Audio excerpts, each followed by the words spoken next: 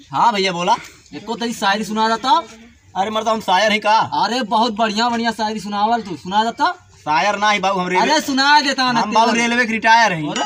शायर ना ही। अरे तेल ना लगवावा, तेल बहुत महंगा। सुनाया देख के क्या लाभ चलो कहा था सुनाए देते इसको।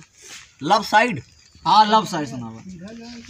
लड़कियों के जो बाल होते हैं ये लड़के फंसाने के चाल होते हैं। वाह वाह वाह वाह वाह। लड़कियों के जो बाल होते हैं ये लड़के फंसाने के चाल होते हैं। ना जाने कितनों का खून पिया है इन्होंने, इन्हीं इसीलिए तो इनके होंठ लाल होते हैं। ले। Oh no! ले। कहाँ दुख डाले? चाटा खूब मटक मटक चटा होता चाटा अब।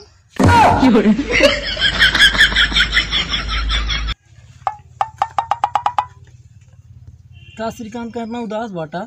का बताई यार, उसने मुझे ये कह के छोड़ दिया था कि मैं किसी बिजनेसमैन के साथ शादी करूंगी, लेकिन कल जाके देखा गोविंद साहब मेला में अपने हस्बैंड के साथ जलेबी छनवा रही थी।